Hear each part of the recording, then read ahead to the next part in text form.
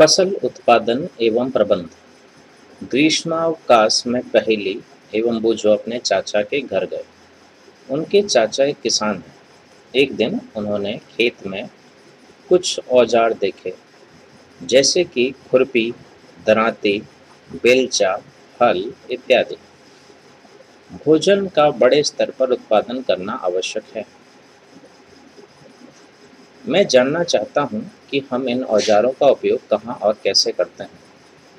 एक विशाल जनसंख्या को भोजन प्रदान करने के लिए इसका नियमित उत्पादन, उचित प्रबंधन एवं वितरण आवश्यक है। आप पढ़ चुके हैं कि सभी सजीवों को भोजन की आवश्यकता होती है। पौधे अपना भोजन स्वयं बना सकते हैं। क्या आपको याद है कि हरे पौधे अपना भोजन किस प्रकार संश्लेषित करते हैं? मनुष्य सहित सभी जंतु भोजन बनाने में असमर्थ हैं। तो जंतुओं के भोजन का स्रोत क्या है? परंतु हम भोजन ग्रहण ही क्यों करते हैं? आप जानते ही हैं कि सजीव भोजन से प्राप्त ऊर्जा का उपयोग विभिन्न जैविक प्रक्रमों जैसे पाचन, श्वसन एवं उत्सर्जन के संपादन में करते हैं। हम अपना भोजन पौधों अथवा जंतुओं या दोनों से ही प्राप्त करते हैं। क्योंकि हम सभी को भोजन की आवश्यकता होती है, अतः हम अपने देश के इतने अधिक लोगों को भोजन किस प्रकार उपलब्ध करा सकते हैं? कृषि पद्धतियाँ। लगभग 10,000 ईसा पूर्व तक मनुष्य घुमंतु थे। वे एक स्थान से दूसरे स्थान तक भोजन एवं आवास की खोज में समूह में विचरण करते रहते थे। वे कच्चे फल और सब्जियां खाते थे और उन्होंने भोजन के लिए जंतुओं का शिकार करना प्रारंभ किया। कालांतर में खेती कर चावल, गेहूं एवं अन्य खाद्य फसलों को उत्पादित कर सके, इस प्रकार कृषि का प्रारंभ हुआ। जब एक ही किस्म के पौधे किसी स्थान पर बड़े पैमाने पर उगाए जाते हैं, तो इसे फसल कहते हैं। उदाहरण के लिए, गेहूं की फसल का अर्थ है कि खेत में उगाए जाने वाले सभी पौधे गेहूं के हैं। आप जानते ही हैं कि फसलें विभिन्न प्रकार की होती हैं, जैसे कि अन्न, सब्जियां एवं फल। जिस मौसम में यह पौधे उगाए जाते हैं, उसके आधार पर हम फसलों का वर्गीकरण कर सकते हैं। भारत एक विशाल देश है। यहाँ ताप, आर्द्रता और वर्षा जैसी जलवायवीय परिस्थितियाँ एक क्षेत्र से दूसरे क्षेत्र में भिन्न हैं। अतः देश के विभिन्न भागों में विविध प्रकार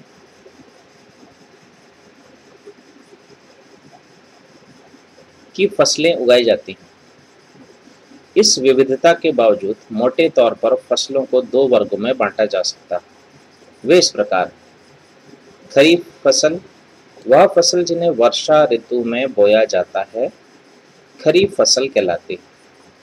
भारत में वर्षा ऋतु सामान्यतः जून से सितंबर तक होती है। धान, मक्का, सोयाबीन, मूंगफली, कपास इत्यादि खरीफ फसलें हैं। रबी फसलें। रबी फसल शीत ऋतु अक्टूबर से मार्च तक में उगाई जाने वाली फसलें रबी फसलें कहलाती हैं। गेहूं, चना, मटर, सरसों तथा अलसी रबी फसल के उदाहरण हैं। इसके अलावा कई स्थानों पर दालें और सब्जियां ग्रीष्म में उगाई जाती हैं। आधिकारिक फसल पद्धतियां। धान को शीत ऋतु में क्यों नहीं उगाया जा सकता? धान को बहुत अधिक पानी की आवश्यकता होती है, अतः इसे केवल वर्षा ऋतु में ही उगाते हैं। फसल उगाने के लिए किसान को अनेक क्रियाकलाप सामयिक अवधि में करने पड़ते हैं। आप देखेंगे कि यह क्रियाकलाप उस प्रकार के हैं जिनका उपयोग माली अथवा आप सजावटी पौधे उगाने के लिए करते हैं। ये क्रियाकलाप अथवा कार्य कृषि पद्धतियां जो आगे दिए गए हैं। नंबर 1, मिट्टी तैयार करना, बुआई, खाद एवं उर्वरक देना, सिंचाई, उसके बाद सिंचाई, फिर खरपतवार से सुरक्षा, कटाई, भंडारण। मिट्टी तैयार करना। फसल उगाने से पहले मिट्टी तैयार करना प्रथम चरण है। मिट्टी को पलटना तथा इसे पोला बनाना कृषि का अत्यंत महत्वपूर्ण कार्य है। इससे जड़ें भूमि में गहराई तक जा सकती हैं। पोली मिट्टी में गहराई में धंसी जड़ें भी सरलता से शोषण कर सकती हैं। पोली मिट्टी किस प्रकार पौधों की जड़ों को सरलता से शोषण करने में सहायक है? पोली मिट्टी मिट्टी में रहने वाले केंचुओं और सूक्ष्म जीवों की वृद्धि करने में सहायता करती है। यह जीव किसानों के मित्र हैं क्योंकि यह मिट्टी को और पलटकर पोला करते हैं तथा ह्यूमस बनाते हैं। परंतु मिट्टी को पलटना और पोला करना क्यों आवश्यक है? आप पिछली कक्षाओं में पढ़ चुके हैं कि मिट्टी में खनिज, जल, वायु तथा कुछ सजीव होते हैं। इसके अतिरिक्त मृत पौधे एवं जंतु भी मिट्टी में पाए जाने वाले जीवों द्वारा अपघटित होते हैं। इस प्रक्रम में मृत जीवों में पाए जाने वाले पोषक मिट्टी में निरुक्त होते हैं। यह पोषक पौधों द्वारा अवशोषित किए जाते हैं क्योंकि ऊपरी परत के कुछ सेंटीमीटर की मिट्टी ही पौधों की वृद्धि में सहायक है। इसे उलटने, पलटने और पोला करने से पोषक पदार्थ ऊपर आ जाते हैं और पौधे इन पोषक पदार्थों का उपयोग कर सकते हैं। अतः मिट्टी को उलटना, पलटना एवं पोला करना फसल उगाने के लिए अत्यंत महत्वपूर्ण है। मिट्टी को उलटने, पलटने एवं पोला करने की प्रक्रिया जुताई कहलाती है। इसे हल चलाकर करते हैं। हल लकड़ी अथवा लोहे के बने होते हैं। यदि मिट्टी अत्यंत सूखी है तो जुताई से पहले इसे पानी देने की आवश्यकता भी पड़ सकती है। जुते हुए खेत में मिट्टी के बड़े बड़े ढेले भी हो सकते हैं। इन्हें एक पाटल की सहायता से तोड़ना आवश्यक है। बुआई एवं सिंचाई के लिए खेत को समतल करना आवश्यक है। यह कार्य पाटल द्वारा किया जाता है। कभी कभी जुताई से पहले खाद दी जाती है। इससे जुताई के समय खाद मिट्टी में भली भांति मिल जाती है। बुआई से पहले खेत में पानी दिया जाता है। कृषि औजार। अच्छी उपज के लिए बुआई से पहले मिट्टी को भुरभुरा करना आवश्यक है। यह कार्य अनेक औजारों से किया जाता है। हल, कुदाली एवं कल्टीवेटर इस कार्य में उपयोग किए जाने वाले प्रमुख औजार हैं।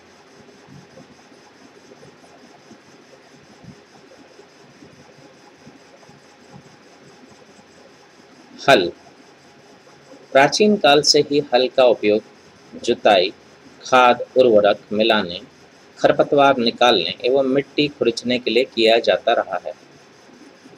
यह औजार लकड़ी का बना होता है जिसे बैलों की जोड़ी अथवा अन्य पशुओं, घोड़े, ऊंट की सहायता से खींचा जाता है। इसमें लोहे की मजबूत तिकोनी पत्ती होती है जिसे फाल कहते हैं। हल का मुख्य भाग लंबी लकड़ी का बना होता है जिसे हल शाफ्ट कहते हैं। इसके एक सिरे पर हैंडल होता है तथा दूसरा सिरा जोत के डंडे से जुड़ा होता है जिसे बैलों की गर्दन के ऊपर रखा जाता है। एक जोड़ी बैल एवं एक आदमी इसे सरलता से चला सकता है। आजकल लोहे के हल तेजी से देसी लकड़ी के हल की जगह ले रहे हैं। कुदाली।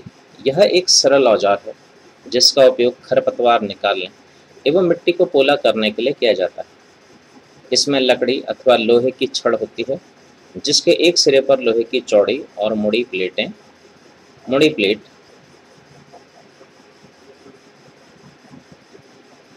लगी होती है जो ब्लेड की तरह कार्य करती है। इसका दूसरा सिरा पशुओं द्वारा खींचा जाता है। कल्टीवेटर। आजकल जुताई ट्रैक्टर द्वारा संचालित कल्टीवेटर से की जाती है। कल्टीवेटर के उपयोग से श्रम एवं समय दोनों की बचत होती है। बुआई।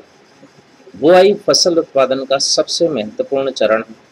बोने से पहले अच्छी गुणवत्ता वाले साफ एवं स्वस्थ बीजों का चयन किया जाता है। किसान अधिक उपज देने वाले बीजों को प्राथमिकता देता है। बीजों का चयन। एक दिन मैंने अपनी माँ को देखा कि माँ चने के कुछ बीज एक बर्तन में रखकर उसमें कुछ पानी डाल रही है। कुछ मिनट पश्चात कुछ बीज पानी के ऊपर तैरने लगे। मुझे आश्चर्य हुआ कि कुछ बीज पानी के ऊपर क्यों तैरने लगे। एक बीकर लेकर इसे पानी में आधा भरिए, पानी से आधा भरिए। इसमें एक मुट्ठी गेहूं के दाने डालकर भली भांति हिलाइए। कुछ समय प्रतीक्षा कीजिए। क्या कुछ बीज जल के ऊपर तैरने लगते हैं? जो बीज पानी में बैठ जाते हैं वे हल्के हैं या भारी हैं? क्षतिग्रस्त बीज खोखले हो जाते हैं और इस कारण हल्के होते हैं, अतः यह जल पर तैरने लगते हैं। अच्छे और स्वस्थ बीजों को क्षतिग्रस्त बीजों से अलग करने की यह अच्छी विधि है। बुआई से पहले बीज बोने के औजारों के बारे में जानना आवश्यक है। परंपरागत औजार। परंपरागत रूप से बीजों की बुआई में इस्तेमाल किया जाने वाला औजार कीप के आकार का होता है। बीजों को कीप के अंदर डालने पर यह 2 या 3 नुकीले सिरे वाले पाइपों से गुजरते हैं। ये सिरे मिट्टी को भेद कर बीज को स्थापित कर देते हैं।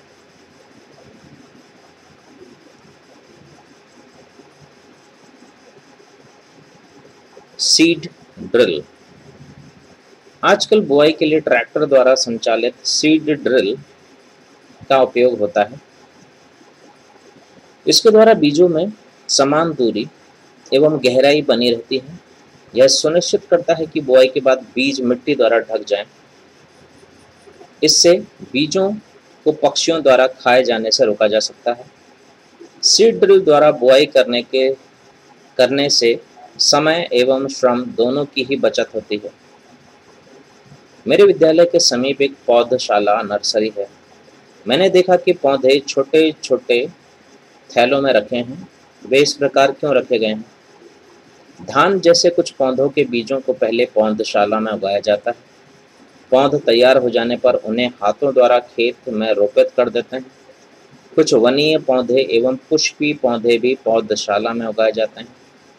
पौधों को अत्यधिक घने होने से रोकने के लिए बीजों के बीच उचित दूरी होना अत्यंत महत्वपूर्ण है। इससे पौधों को सूर्य का प्रकाश, पोषक एवं जल पर्याप्त मात्रा में प्राप्त होता है। अधिक घनेपन को रोकने के लिए कुछ पौधों को निकालकर हटा दिया जाता है। खाद एवं उर्वरक मिलाना।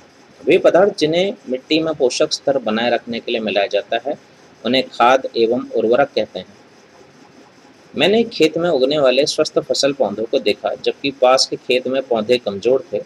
कुछ पौधे अन्य पौधों की तुलना में ज़्यादा अच्छी तरह से क्यों उगते हैं?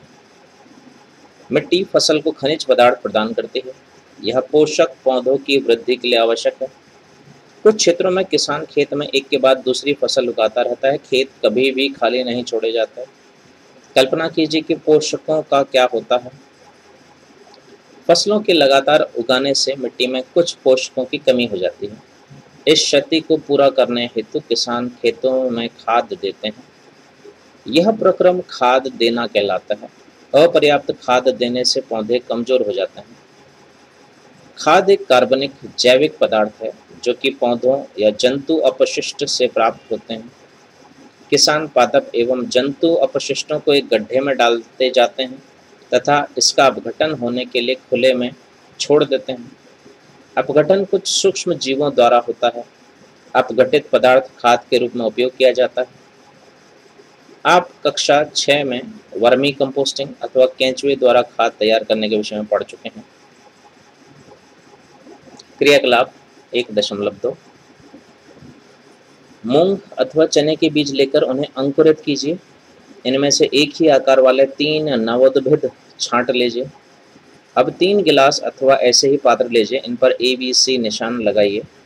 गिलास ए में थोड़ी सी मिट्टी लेकर इसमें थोड़ी सी गोबर की खाद मिलाइए।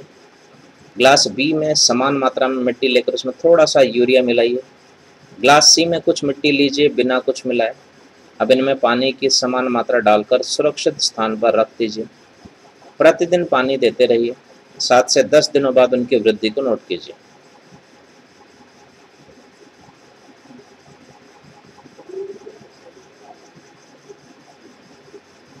क्या तीनों ग्लासों के पौधों में वृद्धि की गति एक समान है? किस ग्लास में पौधों की वृद्धि बेहतर है? किस ग्लास के पौधों में वृद्धि सबसे अधिक है?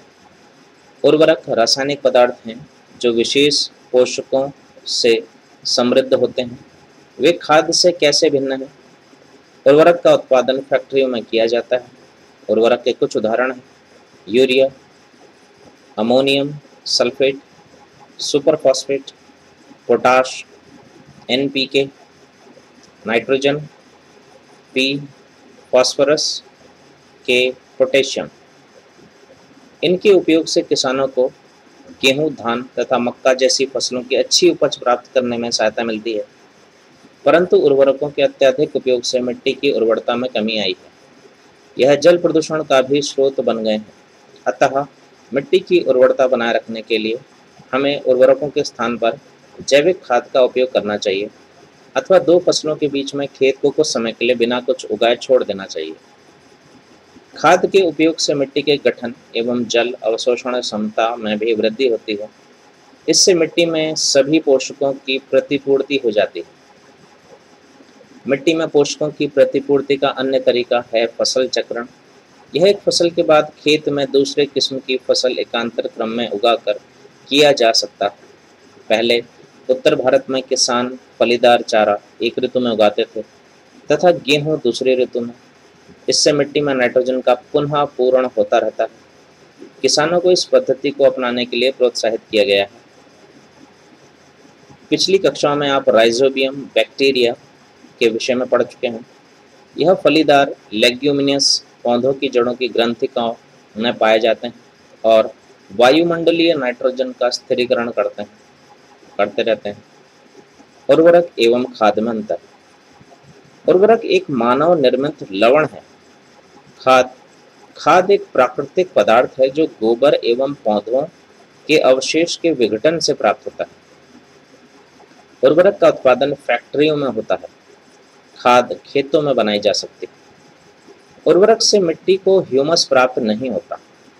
खाद से मिट्टी को ह्यूमस प्रचुर मात्रा में प्राप्त होती है। उर्वरक में पादप पोषक जैसे कि नाइट्रोजन, फास्फोरस तथा पोटेशियम प्रचुरता में होते हैं। खाद में पादप पोषक तुलनात्मक रूप से कम होते हैं। सारणी 1 में उर्वरक एवं खाद के बीच अंतर बताए गए हैं। खाद के लाभ। जैविक खाद उर्वरक की अपेक्षा अधिक अच्छी मानी जाती है। इसका मुख्य कारण है इससे मिट्टी की जल धारण क्षमता में वृद्धि होती है। इससे मिट्टी भुरभुरी एवं सरंध्र हो जाती है, जिसके कारण गैस विनिमय सरलता से होता है। इससे मित्र जीवाणुओं की संख्या में वृद्धि हो जाती है। इस जैविक खाद से मिट्टी का गठन सुधर जाता है। सिंचाई। जीवित रहने के लिए प्रत्येक जीव को जल की आवश्यकता होती है। पौधे की वृद्धि एवं परिवर्धन के लिए जल का विशेष महत्व है। पौधे की जड़ों द्वारा जल का अवशोषण होता है, जिसके साथ खनिजों और उर्वरकों का भी अवशोषण होता है। पौधों में लगभग 90% जल होता है।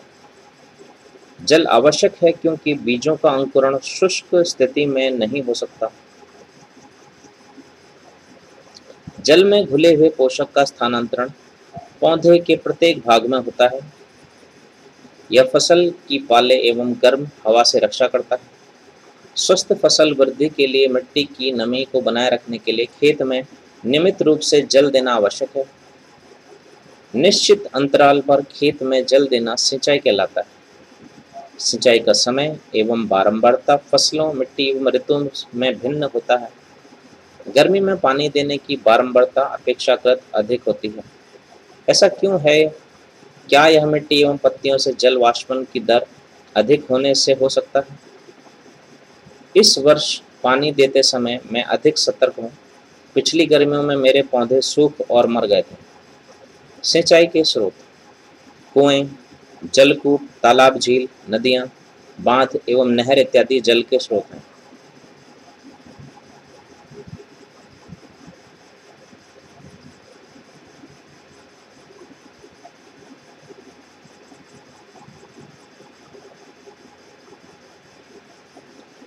सिंचाई के पारंपरिक तरीके। कुओं, झीलों एवं नहरों में उपलब्ध जल को निकालकर खेतों तक पहुंचाने के तरीके विभिन्न क्षेत्रों में भिन्न भिन्न हैं। मवेशी अथवा मजदूर इन विधियों में इस्तेमाल किए जाते हैं। अतः यह सस्ते हैं, परंतु यह कम दक्ष हैं। विभिन्न पारंपरिक तरीके निम्न हैं: मोट, घिरनी, चेन पंप, ढेकली, रहट, उत्तोलक तंत्र। मोट घिरनी के द्वारा, चेन पंप और ढेकली।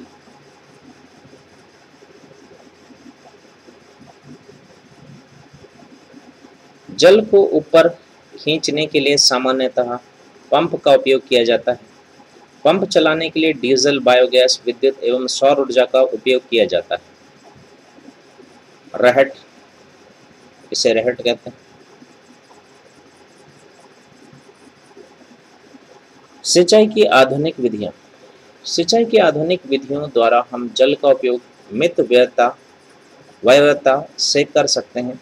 प्रमुख मुख्य विधियां निम्न हैं: छिड़काव तंत्र, स्प्रिंकलर सिस्टम। इस विधि का उपयोग असमतल भूमि के लिए किया जाता है जहां पर जल कम मात्रा में उपलब्ध है। ऊर्ध्व पाइपों, नलों के ऊपरी सिरों पर घूमने वाले नोजल लगे होते हैं। यह पाइप निश्चित दूरी पर मुख्य पाइप से जुड़े होते हैं। जब पंप की सहायता से जल मुख्य पाइप में भेजा जाता है तो वह घूमते हुए नोजल से बाहर निकलता है। इसका छिड़काव पौधों पर इस प्रकार होता है जैसे वर्षा हो रही हो। छिड़काव लॉन, कॉफी की खेती एवं कई अन्य फसलों के लिए अत्यंत उपयोगी है। अगला, ड्रिप तंत्र, ड्रिप सिस्टम। इस विधि में जल बूंद बूंद करके सीधे पौधों की जड़ों में गिरता है, अतः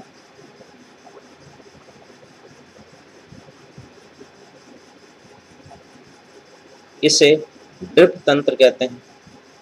फलदार पौधों, बगीचों एवं वृक्षों को पानी देने का यह सर्वोत्तम तरीका है। इससे पौधों को बूंद बूंद करके जल प्राप्त होता है। इस विधि में जल बिल्कुल व्यर्थ नहीं होता, अतः यह जल की कमी वाले क्षेत्रों के लिए एक वरदान है। खरपतवार से सुरक्षा। बूझो और पहली निकट के गेहूं के खेत में गए और उन्होंने देखा कि खेत में फसल के साथ कुछ अन्य पौधे भी उग रहे हैं। क्या ये अन्य पौधे विशेष उद्देश्य के लिए उगाए गए हैं? खेत में कई अन्य अवांछित पौधे प्राकृतिक रूप से फसल के साथ उग जाते हैं। इन अवांछित पौधों को खरपतवार कहते हैं। खरपतवार हटाने को निराई कहते हैं। निराई आवश्यक है क्योंकि खरपतवार जल, पोषक, जगह और प्रकाश की स्पर्धा कर फसल की वृद्धि पर प्रभाव डालते हैं। कुछ खरपतवार कटाई में भी बाधा डालते हैं तथा मनुष्य एवं पशुओं के लिए विषैले हो सकते हैं। खरपतवार को हटाने एवं उनकी वृद्धि को नियंत्रित करने के लिए किसान विभिन्न तरीके अपनाता है। फसल उगाने से पहले खेत जोतने से खरपतवार उखाड़ने एवं हटाने में सहायता मिलती है। इससे खरपतवार पौधे सूख कर मर जाते हैं और मिट्टी में मिल जाते हैं। खरपतवार हटाने का सर्वोत्तम समय उनमें पुष्पण एवं बीज बनने से पहले का होता है। खरपतवार पौधों को हाथ से जड़ सहित उखाड़कर अथवा भूमि के निकट से काटकर समय समय पर हटा दिया जाता है। यह कार्य खुरपी या हैरो की सहायता से किया जाता है। रसायनों के उपयोग से भी खरपतवार नियंत्रण किया जाता है जिन्हें खरपतवारनाशी कहते हैं, जैसे 2,4-D। खेतों में इनका छिड़काव किया जाता है जिससे खरपतवार पौधे मर जाते हैं, परंतु फसल को कोई हानि नहीं होती। खरपतवारनाशी को जल में आवश्यकता अनुसार मिलाकर स्प्रेयर, फुहारा की सहायता से खेत में छिड़काव करते हैं। खरपतवारनाशी का छिड़काव। क्या खरपतवारनाशी का प्रभाव इसको छिड़कने वाले व्यक्ति पर भी पड़ता है? जैसा पहले बताया गया है, खरपतवार की वृद्धि के समय तथा पुष्पण एवं बीज बनने के पहले ही खरपतवारनाशी का छिड़काव करते हैं। खरपतवारनाशी के छिड़काव से किसान के स्वास्थ्य पर भी प्रभाव पड़ सकता है, अतः उन्हें इन रसायनों का प्रयोग सावधानी पूर्वक करना चाहिए। छिड़काव करते समय उन्हें अपना मुंह एवं नाक कपड़े से ढक लेना चाहिए। कटाई। फसल की कटाई एक महत्वपूर्ण कार्य है। फसल पक जाने के बाद उसे काटना कटाई कहलाता है। कटाई के दौरान या तो पौधों को खींचकर उखाड़ लेते हैं अथवा उसे धरातल के पास से काट लेते हैं। एक अनाज फसल को पकने में लगभग 3 से 4 महीने का समय लगता है। हमारे देश में दरांती की सहायता से हाथ द्वारा कटाई की जाती है अथवा एक मशीन का उपयोग किया जाता है जिसे हार्वेस्टर कहते हैं। काटी गई फसल से बीजों दानों को भूसे से अलग करना होता है, इसे थ्रेशिंग कहते हैं। यह कार्य कंबाइन मशीन द्वारा किया जाता है, जो वास्तव में हार्वेस्टर और थ्रेशर का संयुक्त रूप है। छोटे खेत वाले किसान अनाज के दानों को फटक कर अलग करते हैं। फटक कर अलग करने को विनोइंग कहते हैं। कटाई के बाद कभी कभी तने के टुकड़े खेत में ही रह जाते हैं, उन्हें किसान जला देते हैं। पहले इन टुकड़ों के खेत में जलाने के कारण चिंतित है। वह जानती है कि इससे प्रदूषण होता है, इससे खेत में पड़ी फसल में आग लगने का खतरा भी है। आप इसके विषय में कक्षा 6 में पढ़ चुके हैं। विनोइंग, फटकने वाली मशीन।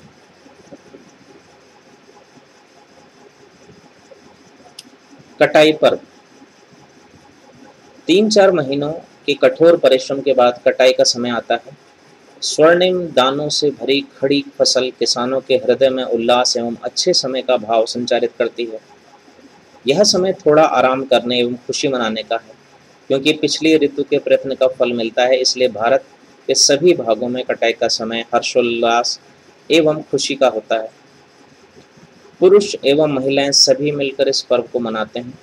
कटाई ऋतु के साथ कुछ विशेष पर्व जैसे पोंगल, वैसाखी, होली, दिवाली, नाबान्या एवं बिहू जुड़े हुए हैं। भंडारण। उत्पाद का भंडारण एक महत्वपूर्ण कार्य है। यदि फसल के दानों को अधिक समय तक रखना हो तो उन्हें नमी, कीट, चूहों एवं सूक्ष्म जीवों से सुरक्षित रखना होगा। ताज़ा फसल में नमी की मात्रा अधिक होती है। यदि फसल के दानों बीजों को सुखाए बिना भंडारित किया गया तो उनके खराब होने के अथवा जीवों द्वारा आक्रमण से वे अंकुरण के लिए अनुपयोगी हो जाते हैं।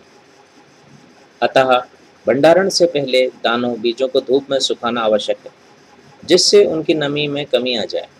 इससे उनकी कीट, पीड़कों, जीवाणु एवं कवक से सुरक्षा हो जाती है। किसान अपनी फसल उत्पाद का भंडारण जूट के बोरों, धातु के बड़े पात्र बिन्स में करते हैं, परंतु बीजों का बड़े पैमाने पर भंडारण साइलो और भंडार गृहों में किया जाता है, जिससे उनको मैंने अपनी माँ को अनाज रखे लोहे के ड्रम में नीम की सूखी पत्तियां रखते देखा है। मुझे आश्चर्य हुआ क्यों। अनाज भंडारण हेतु साइलो।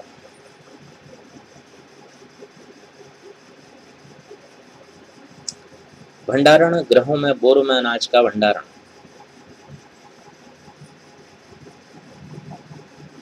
पीड़कों जैसे कि चूहे एवं कीटों से सुरक्षित रखा जा सके। नीम की सूखी पत्तियां घरों में अनाज के भंडारण में उपयोग की जाती हैं। बड़े भंडार गृहों में अनाज को पीड़कों एवं सूक्ष्म जीवों से सुरक्षित रखने के लिए रासायनिक उपचार भी किया जाता है।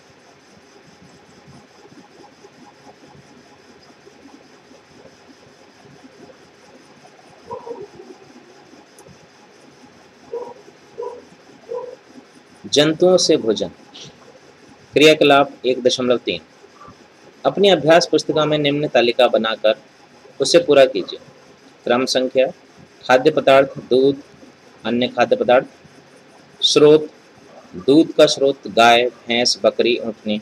ऐसे ही अन्य खाद्य पदार्थों के भी स्रोतों के नाम लिखें। इस सारणी की पूर्ति करने के पश्चात आपने देखा होगा कि पौधों की तरह ही जंतु भी हमें विभिन्न प्रकार के खाद्य पदार्थ प्रदान करते हैं।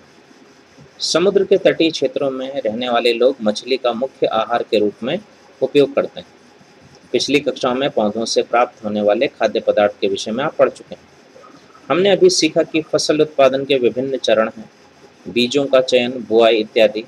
इसी प्रकार घरों में अथवा फार्म पर पालने वाले पालतू पशुओं को उचित भोजन, आवास एवं देखभाल की आवश्यकता होती है। जब यह बड़े पैमाने पर किया जाता है तो इसे पशुपालन कहते हैं। मछली स्वास्थ्य के लिए अच्छा आहार है। हमें मछली से कॉड लीवर तेल मिलता है, जिसमें विटामिन डी अधिक मात्रा में पाया जाता है।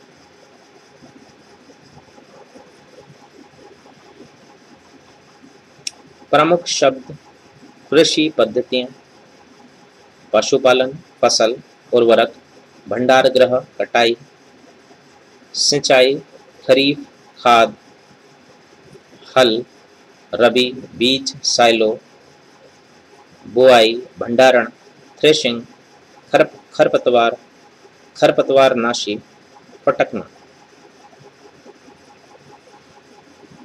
अपनी बढ़ती हुई जनसंख्या को भोजन प्रदान करने के लिए हमें विशिष्ट कृषि पद्धतियों को अपनाना होता है।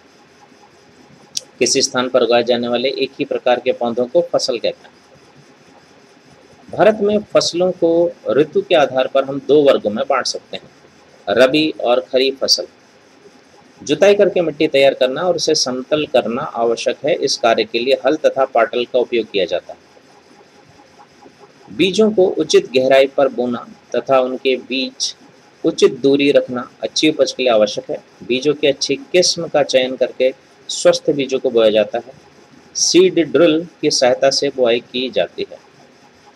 मिट्टी में पोषकों की समृद्धि और पुनः पूर्ति की आवश्यकता होती है, जिसे कार्बनिक खाद तथा उर्वरक के उपयोग से किया जाता है। फसलों की नई किस्मों के आने से रासायनिक उर्वरकों के उपयोग में बहुत वृद्धि हुई है। उचित समय एवं अंतराल पर फसल को जल देना सिंचाई कहलाता है। निराई में अवांछित एवं बिना उगाए पौधों को हटाया जाता है, जिन्हें खरपतवार कहते हैं। कटाई का अर्थ है पकी हुई फसल को हाथों या मशीन से काटना। दानों को भूसे से अलग करना थ्रेशिंग कहलाता है। बीजों को पीड़कों एवं सूक्ष्म जीवों से संरक्षित करने के लिए उचित भंडारण आवश्यक है। पशुओं को पालकर भी खाद्य पदार्थ प्राप्त किए जाता है। इसे पशुपालन कहते हैं। अभ्यास: उचित शब्द छांटकर रिक्त स्थानों की पूर्ति कीजिए। तैरने, जल, फसल, पोषक, तैयारी। एक स्थान पर एक ही प्रकार की बड़ी मात्रा में उगाए पौधों को डैश कहते हैं। इनमें से चुनकर कोई एक यहाँ रहेंगे। फसल उगाने से पहले प्रथम चरण मिट्टी की डैश होती है। क्या होती है? क्षतिग्रस्त बीज जल की सतह पर डैश लगेंगे। फसल उगाने के लिए पर्याप्त सूर्य का प्रकाश एवं मिट्टी से डैश तथा डैश आवश्यक है।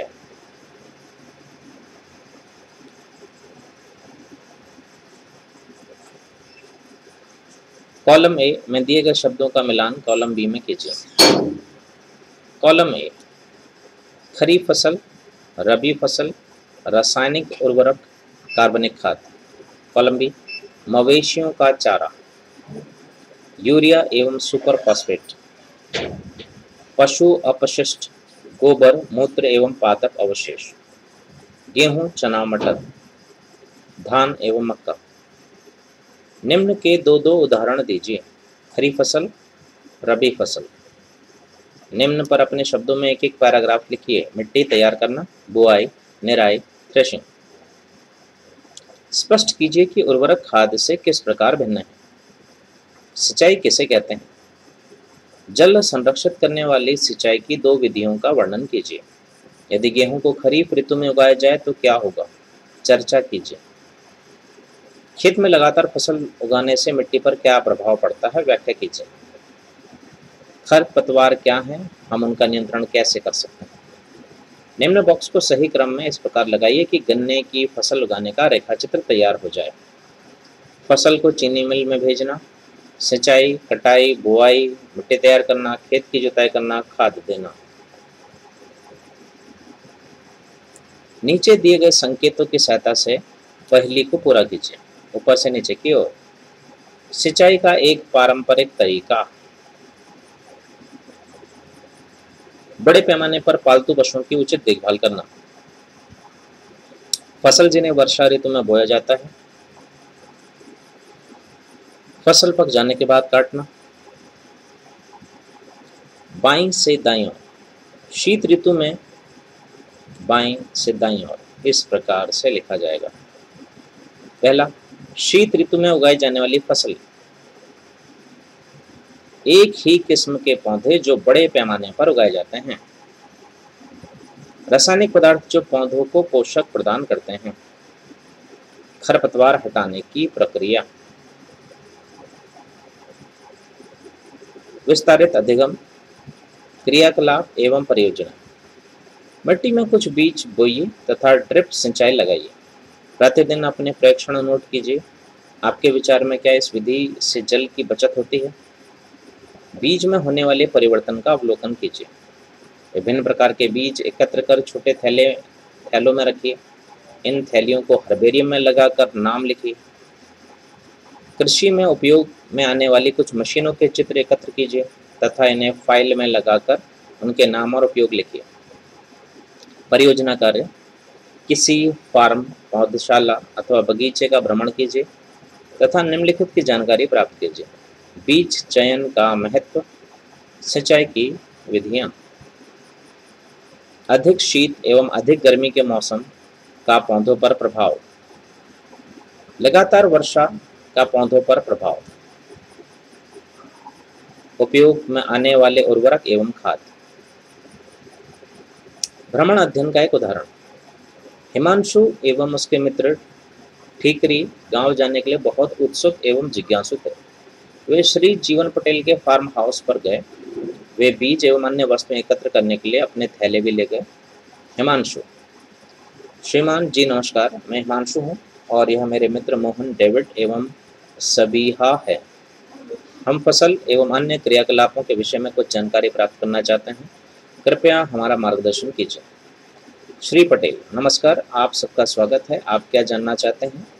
सबीहा, आपने कृषि का कार्य कब प्रारंभ किया है और आप कौन सी मुख्य फसलें उगाते हैं? श्री पटेल, लगभग 75 वर्ष पूर्व मेरे दादाजी ने यह कार्य प्रारंभ किया था। मुख्य रूप से हम गेहूं, चना, सोयाबीन एवं मूंग की फसल उगाते हैं। डेविड, श्रीमान, क्या आप हमें कृषि की पारंपरिक एवं आधुनिक पद्धतियों के बारे में बताएंगे? श्री पटेल, पहले हम दरांती, हल, बैल, कुदाली जैसे पारंपरिक औजारों का उपयोग करते थे तथा सिंचाई के लिए वर्षा जल पर निर्भर रहते थे, परंतु अब हम सिंचाई के आधुनिक तरीकों का उपयोग करते हैं। हम ट्रैक्टर, कल्टीवेटर, सीड ड्रिल एवं हार्वेस्टर का प्रयोग करते हैं। हमें उन्नत किस्म के बीज मिलते हैं। हम मिट्टी की जांच करते हैं तथा खाद एवं उर्वरक का प्रयोग करते हैं। कृषि के लिए दूरदर्शन, रेडियो एवं अन्य माध्यमों से नवीन जानकारी प्राप्त होती है। परिणामतः हमें बड़े स्तर पर अच्छी उपज प्राप्त होती है। इस वर्ष हमें चने की 9 से 11 क्विंटल प्रति एकड़ उपज प्राप्त हुई है। इसी प्रकार 20 से 25 क्विंटल प्रति एकड़ गेहूं की उपज प्राप्त हुई है। मेरे विचार में अच्छी उपज प्राप्त करने के लिए नई तकनीक एवं जागरूकता की आवश्यकता है। मोहन, सभी हाँ, यहाँ आओ, देखो यहाँ कुछ केंचुए हैं। क्या यह किसान की सहायता करते हैं? सभी हाँ, ओह मोहन, इसके विषय में हमने कक्षा 6 में पढ़ा था। श्री पटेल, केंचुए मिट्टी को उलट पलट कर पोला कर देते हैं जिससे वायु का आवागमन ठीक प्रकार से होता है, अतः यह किसान के मित्र हैं। डेविड, क्या हम उन फसलों के बीज ले सकते हैं जिन्हें आप यहाँ उगाते हैं? उन्होंने कुछ बीज, उर्वरक एवं मिट्टी के नमूने थैलियों में एकत्र किए। हिमांशु, श्रीमान, हम आपके आभारी हैं कि आपने हमें इतनी जानकारी दी तथा हमारे भ्रमण को सुखद बनाया। धन्यवाद।